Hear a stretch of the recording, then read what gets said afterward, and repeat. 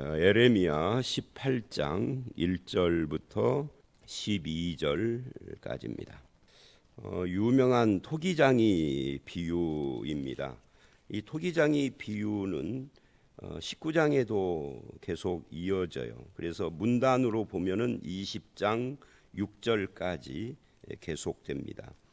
그리고 이제 20장 17절 이하에 에레미야가 여호와께 기도하는 그런 걸로 연결이 됩니다. 토기장이 비유, 이것은 또 한편 16장부터 계속된 하나님의 말씀의 결론이기도 합니다. 이 토기장의 비유가. 그래서 우리가 17장 어제 말씀 19절로 27절에 안식을 누리는 삶에 대해서 하나님의 주권을 인정하는 창조주요 구속자요 주인이신 하나님을 인정하는 것이 안식을 누리는 것이다 라고 했는데, 그 하나님의 주권 문제를 다루는 것이 토기장의 비유예요. 토기장의 비유는 이 주제가 뚜렷하죠. 그런 의미에서 이제 오늘 이 본문을 봐야 할 필요가 있습니다. 그래서 이제 어제 말씀 17장 27절에 그러나 만일 너희가 나를 순종하지 아니하고 안식일을 거룩되게 아니하며, 이렇게 그러나 순종하지 않으면 하고 이제 오늘 비유로 말씀을 하는 것이 토기장의 비유이다라는 이야기입니다. 먼저 1절로 4절은 토기장이의 집으로 가서 봐라라고 하는 그 내용이죠. 토기장이 집에서 뭘 봤느냐 하는 거죠. 하나님께서 가라고 하셔서 거기서 봤는데, 우리는 이 하나님의 진리, 하나님의 말씀, 이 에레미야 이 토기장이를 보면은 하나님의 진리의 말씀을 우리의 삶 속에서, 일상의 삶 속에서 확인도 할 수 있다 하는 것을 이걸 통해서 깨닫게 돼요. 하나님의 말씀인데 우리 주변에 있는 이야기죠. 이 토기장 이야기라는 것이. 그래서 생활 가운데서 어떤 시각으로 그걸 보느냐에 따라서 이게 하나님의 진리를 반영하고 있는 거예요. 이 토기장이 하는 행동을 보고 예술 같은 거 느끼고 와 대단하다 뭐 이런 거를 느끼고 이렇게 흠이 있으면 우리가 보기에는 굉장히 좋아 보여서 아깝잖아요. 그거 놔주면 좋을 것 같은데 근데 그냥 팍 깨버리는 그런 모습들 TV 같은 데서 보는데, 그렇게 볼 수도 있고 예술품, 장인정신. 그런데 하나님은 그 토기장이를 통해서 뭐 예술, 장인 이런 걸 보는 것이 아니라 하나님의 주권을 이야기한다. 그래서 이제 보는 시각에 따라서는 여기에 진리를 볼 수도 있는 것이다 하는 것을, 그래서 조금 좀 다른 이 본문의 해석하고는 다른 이야기지만, 우리가 성경을 관찰하고 성경을 읽을 때 관찰, 해석, 그것을 우리에게 적용, 그래서 이걸 관해 적 가운데 상자가 들어가서 관해상적이라고 그래요. 이 관찰, 해석, 상은 상관, 이 말씀과 상관된 다른 말씀도 살핀다 그런 뜻이에요. 그래서 관해상적, 적용을 하는, 이게 이제 성경 해석하는 일반적인 그런 자세라고 할 수 있는데, 그것을 그대로 우리의 생활로 가지고 와서 우리의 생활도 그렇게 관찰하고 깊이 관찰, 사실은 해석은 관찰을 깊이 하는 데서 나오는 거예요. 그러니까 해석보다 훨씬 더 중요하고 시간도 많이 들여야 하는 것이 관찰하는 거죠. 관찰. 사람들은 관찰을 잘 못해요. 그래서 우리의 삶을 관찰하고 일상을 관찰하고 주변을 관찰하는 것도 성경을 관찰하는 것처럼 할 필요가 있어요. 그래서 한쪽에는 성경, 한쪽에는 우리의 삶을 반영하는 신문이라든지, 과거에는 신문이라고 그랬어요. 이 종이, 성경도 종이에다가 글을 했고 신문도 글이니까 그렇게 했습니다마는 요즘이야 신문 사람들이 잘 안 읽죠. 신문을 읽어도 모바일이나 이런 인터넷으로 읽기도 하고, 어쨌든 이 진리, 성경 진리와 생활, 이 두 가지를 균형 있게 우리가 이렇게 가져야 한다, 또는 관찰하고 소유해야 한다, 뭐 이런 생각을 할 수가 있습니다. 어쨌든 토기장의 집으로 가라, 그렇게 이야기를 했어요. 그래서 토기장의 집으로 갔는데 내가 거기서 내 말을 내게 들려주리라. 토기장이를 보면서 하나님의 진리의 말씀을 들려주겠다라고 지금 이야기를 하는 겁니다. 그래서 토기장의 집으로 내려갔습니다. 3절. 그래서 봤는데 뭘 봤느냐면 그가는 토기장입니다. 토기장이가 농로로 일을 하는데, 이 농로로 일을 한다 할 때 농로라는 것은 여러분도 TV나 영화 같은 데서 많이 본 것처럼 둥근 도자기를 만드는 그 기구를 말하는 거예요. 근데 그걸로 일을 하죠. 토기장이들은 돌리는 그 돌림판, 그걸 농로라고 합니다. 근데 이제 거기에다가 진흙을 갖다가 이렇게 놓고 그걸 돌려서 그릇을 만드는 그 장면을 본 거예요.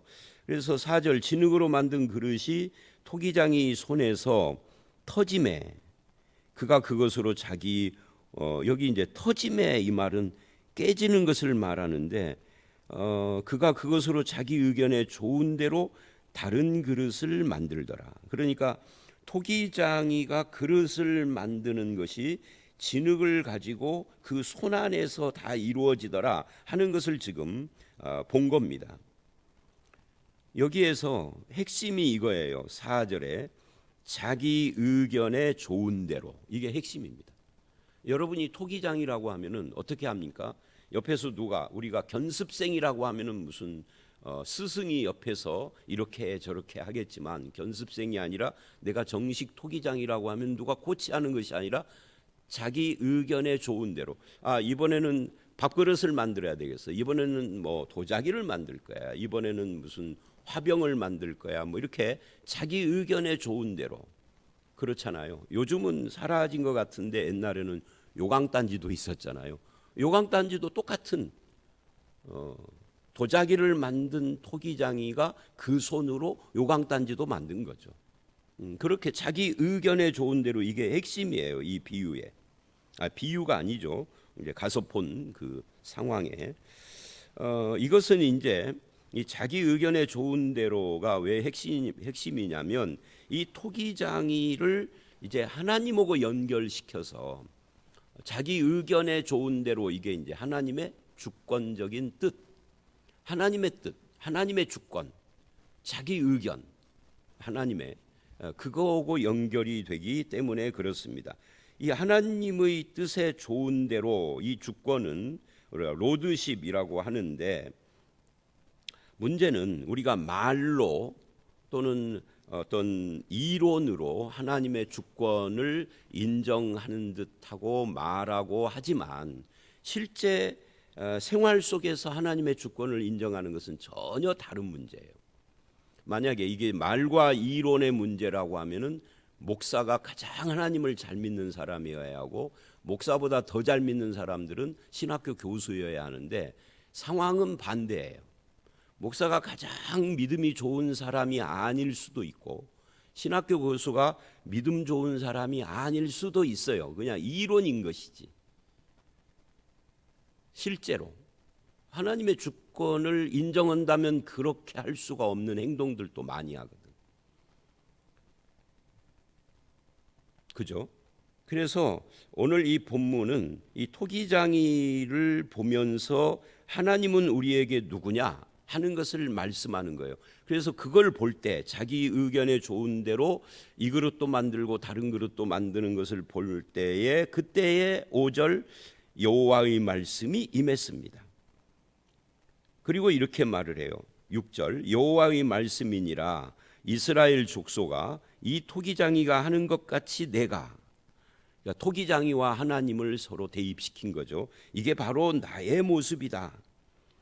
그러면서 그 일상생활 속에서 관찰한 것을 진리의 말씀으로 연결을 시켜서 이렇게 이야기를 하죠. 내가 능히 너희에게 행하지 못하겠느냐. 그러니까 토기장이 손 안에서 진흙으로 이 그릇도 만들고 저 그릇도 만들고 하는 것처럼 내가 내 뜻대로 이렇게 너희에게 능히 할 수 없다라고 너는 생각을 하느냐, 이 말은 그래서 너희가 불평하느냐 그 말이에요. 이게 하나님의 뜻인데 하나님 자신이 원하는 대로 우리를 빚으시는 건데 우리는 그 빚으시는 하나님의 주권을 인정하는 것인데, 그래서 이스라엘 족속아 진흙이 토기장이 손에 있음 같이 너희가 내 손에 있느니라. 자, 오늘 말씀에서 가장 은혜스러운 말씀이고 핵심이기도 해요. 아까 자기 의견에 좋은 대로는 토기장이 실제 토기장 이야기고, 그것을 6절에서는 너희가 내 손에 있느니라, 진흙이 토기장의 손에 있음 같이. 여러분, 이 말씀 이스라엘이 불순종했고 뭐 하나님께 심판받고 이런 거 다 떨어버리고 본다면 이 표현 자체는 우리에게 굉장히 중요한 표현이고 은혜스러운 표현이죠. 그러니까 권사님에게 하나님이 이러는 겁니다. 네가 내 손에 있다. 이것만 딱 들어보세요. 얼마나 은혜스러운 이야기입니까? 제가 어제 이제 신방을 쭉 하면서 그 문제가 심각한 가정에도 갔고 또 막 그 질병 때문에 막 두려워하는 집도 갔고 뭐 여러 가지 뭘 앞에다 두고 있는 집도 갔고, 또 장례식을 장례 우리 교인은 아니지만 우리 노예 목사님 어머니가 돌아가셔서 근데 우리 교회에 그 딸이 다니기 때문에 할머니가 돌아가신 거죠. 그런 집도 갔고 어제는 정말 다양한 사람들을 신방을 했어요. 그런데 그 사람에게 어머니가 돌아가신 그 사람에게 너희 어머니가 내 손에 있고 너도 내 손에 있다. 하나님 이렇게 말을 했어요. 또 이제 수술을 앞두고 이 수술을 할 것인가 약물 치료를 할 것인가 심각한 그런 두려움 가운데 있는 사람에게 하나님이 너는 내 손에 있다. 이렇게 말씀을 했다고 생각을 해보세요. 또 어떤 심각한 그 가정적인 어려움이 있는 집에 가서 너희 가정이 내 손에 있다. 자녀 문제로 힘들어하는데 너의 자녀의 인생이 내 손에 있다. 여러분 다 보세요. 내 손에 있느니라 이 말인데 다 케이스가 다 다른데도 다 해당이 돼. 기독교인이라면. 그래서 이 말씀이 굉장히 앞뒤 자르고 생각하면 굉장히 은혜스러운 이야기입니다. 너희가 내 손에 있다. 여기 계신 저와 여러분도 네가 내 손에 있다. 하나님이 지금 그렇게 말씀을 하시는 거거든요.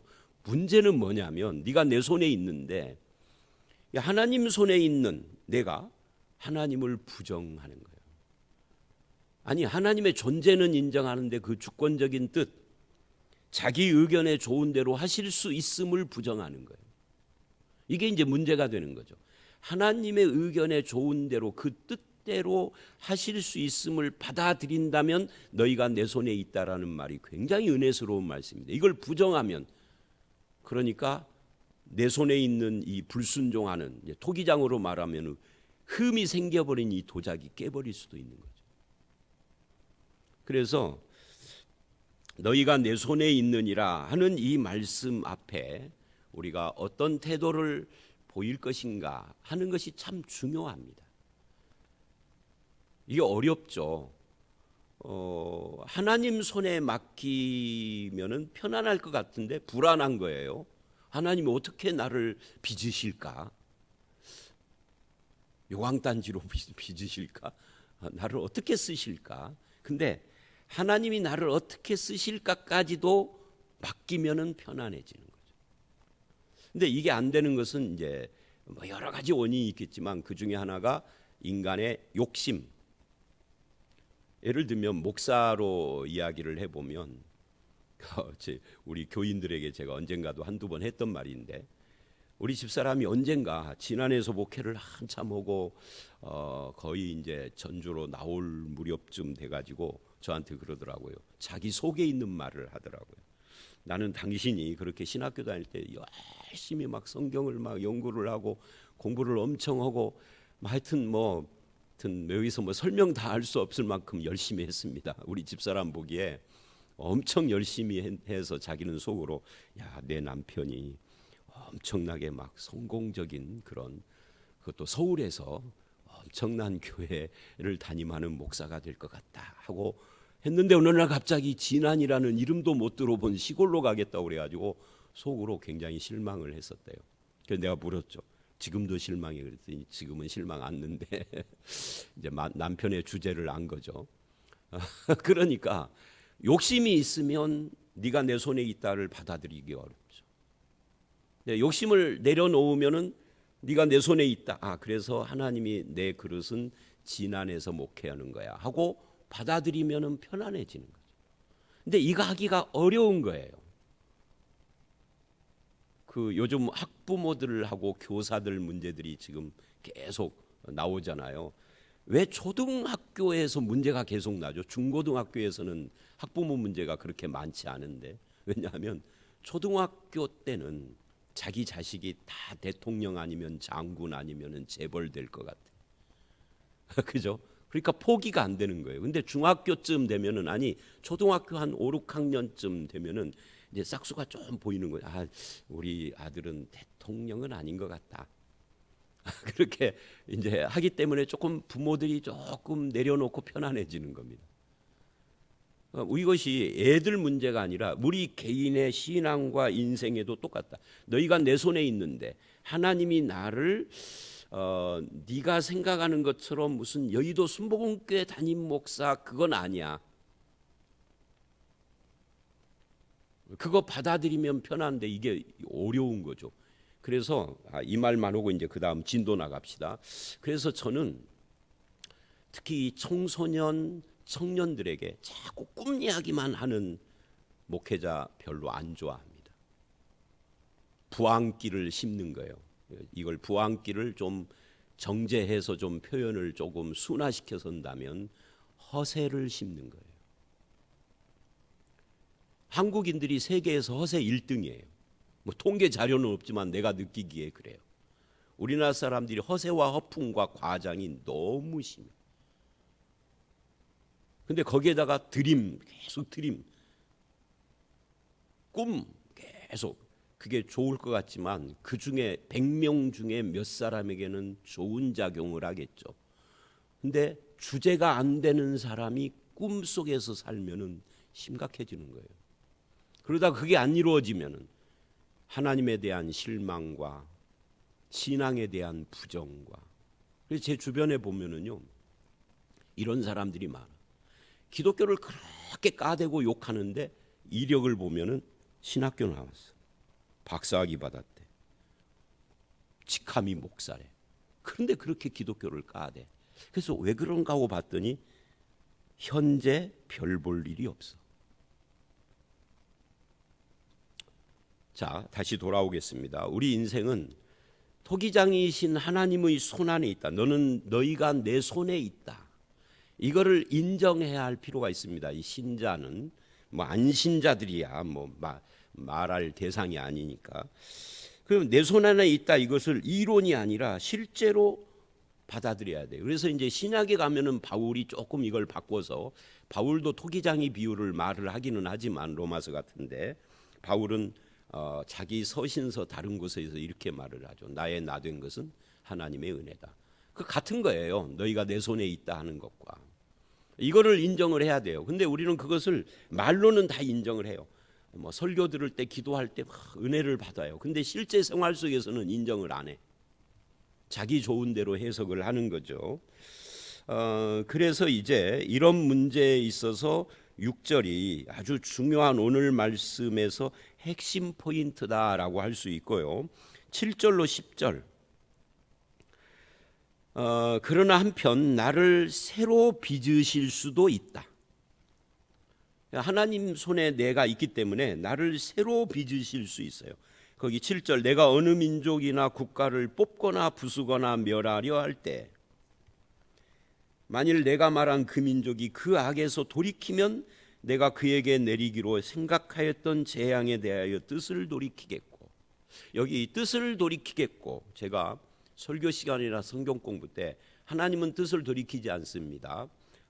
뜻을 돌이켜야 할 것은 우리들입니다. 뭐 이런 이야기를 많이 하는데 여기 뜻을 돌이키겠고라고 하지 않습니까? 근데 이 잘 보시면은요,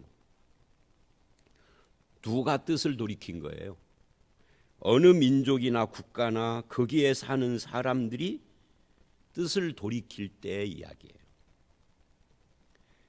그래서 8절, 내가 말한 그 민족이 그 악에서 돌이키면, 여기서 또 두 번째 봐야 할 것이 그 민족이 뜻을 돌이킨 거예요.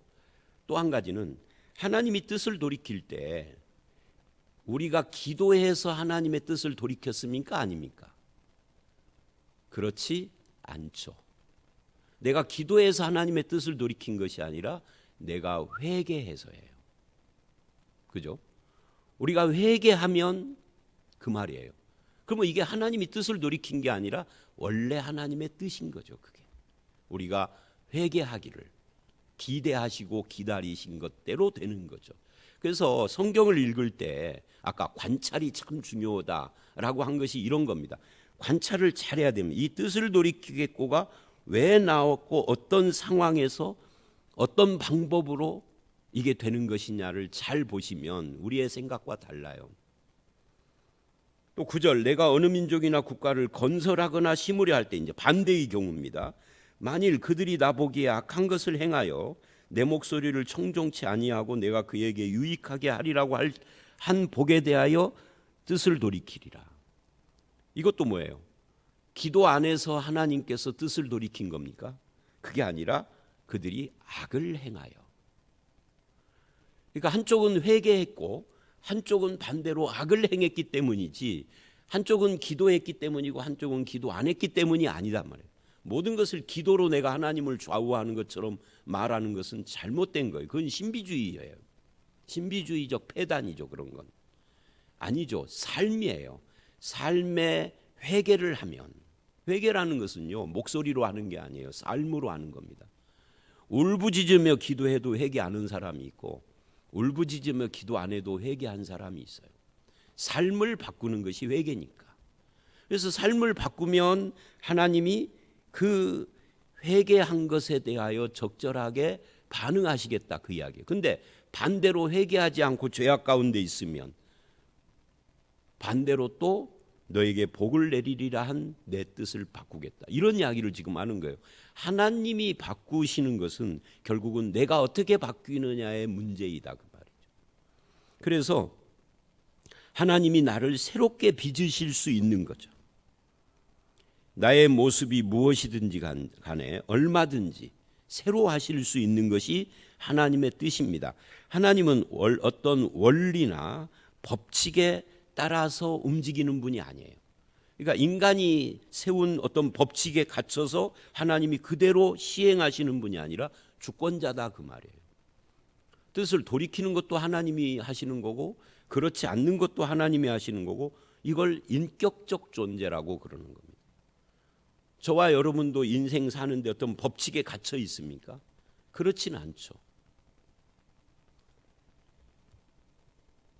하나님과 우리의 관계는 법칙이 아니라 관계입니다. 관계는 살아있는 거예요. 법칙은 죽은 거죠. 법칙은 틀이에요, 틀. 근데 관계는 늘 움직이는 거죠. 그래서 신앙은 하나님과의 관계 속에서 살아가는 것입니다. 죄인이라도 돌이키면 얼마든지 복을 주시고, 하나님의 백성이라도 악을 행하면 얼마든지 심판하시는, 이미 결정된 법칙 따라서 하는 것이 아니다. 그래서 이제 그런 이야기를 10절까지 해요. 중요한 것은 하나님과의 관계에서 바르게 행하고 그 하나님의 주권적인 뜻 앞에 순종하는 것이다. 이걸 지금 강조하는 거죠. 그래서 11절, 언제라도 돌이키는 것이 중요하다는 이야기를 해요. 그러므로 이제 너는 유다 사람들과 예루살렘 주민들에게 말하여 이르기를, 여호와의 말씀에 보라, 내가 너희에게 재앙을 내리며 계책을 세워 너희를 치려하노니 너희는 각기 악한 길에서 돌이키며 너희 길과 행위를 아름답게 하라. 여기서 핵심은 뭐예요? 돌이키는 겁니다. 악한 길에서 돌이키는 것이 중요하다. 길과 행위를 아름답게 만드는 것이, 이 길과 행위는 인생을 말하는 거예요. 인생 길과 행위를 하나님 보시기에 아름답게 하는 것이 중요한 문제다. 그 기준은 뭐예요? 토기장이 같은 하나님의 주권적인 뜻 앞에서 너희가 내 손 안에 있다, 이 말씀 붙잡고 돌이켜라 하는 거예요. 그런데 12절 반응을 이스라엘이 어떻게 했다는 거예요? 그러나 그들이 말하기를 이는 헛되니 이게 뭐예요? 지금까지 말한 하나님의 말씀 거짓말이다, 이거. 헛된 거다. 하나님의 손에 나를 맡기고 내가 그 손에 있다, 이거 믿으면 네 인생 실패할 거야, 너는 불안한 인생 살게 될 거야 라고 한다는 거죠. 헛되니 우리는 우리 계획대로, 사람은요 자기 계획대로 살면 편안해져요. 그런데 끝을 장담할 수는 없죠. 결국은 불안인 거죠. 그래서 실존 철학자들의 화두가 뭐예요? 실존주의 철학자들의 화두는 불안이에요. 하나님을 배격하고 우리는 불안 속에 살고 있는 거죠. 우리는 각기 악한 마음이 완악한 대로 행하리라. 내 마음대로 살 것이다 라고 한다는 거예요. 근데 내 마음대로 사는 것이 당장은 자유고 평안한데, 그런데 끝은 불안이에요. 알 수가 없는 길을 가는 건데 실은 내가 알 수 없다라고 하는 거지, 하나님께로는 그 길이 정해져 있어요. 그 넓은 길의 끝은 멸망이라고. 그래서 11, 12절은 결론적으로 너희가 악한 길에서 돌이키면은, 너희의 인생 길과 행위를 아름답게 하면은, 그런데 너희는 헛된 말을 한다라고 거부하고 있다, 이렇게 말을 해요. 자, 오늘 말씀에서 우리가 한 가지 붙잡아야 할 것이 있다라고 하면, 우리를 불안에 시달리게 하는, 우리 삶을 불안에 시달리게 하는 것은 무엇이냐 할 때, 우리의 미래를 알 수 없는 이 피조물, 연약한 인간이 주권자, 전능하신 우리의 창조자, 주권자를 인정하지 않음으로써 오는 것이 이 불안인 건데, 너희가 내 손에 있다 하는 이 말씀을 이론이 아니라 실제로 믿으면 그 불안으로부터 해방돼요. 특히 여기서 내 손에 있다 할 때 아까 애써 설명한 것처럼 우리의 욕심을 내려놓는 것이 필요한 거죠. 근데 그게 안 돼요. 그래서 12절처럼 나는 내 계획대로 할 거야, 내 악한 생각대로 우리는 할 거야, 이래 버리면은 이제 그거는 인생이 장담을 할 수가 없게 되는 거죠. 너희는 내 손에 있다 하는 이 말씀이 여러분들에게 길과 행위를 아름답게 하는 근거가 되시기를 주의 이름으로 축원합니다. 함께 기도하겠습니다. 하나님 아버지, 토기장이의 손에서 만들어지는 그릇을 보게 한 뒤에 자기 의견에 좋은 대로 그릇을 만드는 토기장이처럼 너희는 내 손에 있다라고 말씀을 하시며, 우리가 돌이켜 악한 길에서 돌이켜 길과 행위를 아름답게 해야 할 것을 말씀하셨습니다. 주님, 하나님 앞에서 우리가 어떤 위치에 있고 주님은 누구신지를 늘 생각하게 하시며, 생각에서 멈추지 않고 삶으로 적용될 수 있도록 우리를 붙잡아 주시옵소서. 아버지 하나님, 내 계획대로 나의 악한 생각대로 사는 인생은 끝이 불안이고 멸망이지만, 하나님이 너희가 내 손에 있다는 말씀 앞에 나를 내려놓고 믿음으로 의지하는 인생에는 하나님께서 예비하신 영생과 하나님께서 주시는 하늘나라의 상속자로서의 복이 있다라는 것을 알게 하셔서 늘 주님과 함께하고 주님을 인정하며 뜻을 따르는 삶을 살아가는 우리가 되게 하여 주시옵소서. 예수님 이름으로 기도드려 싸움나이다. 아멘.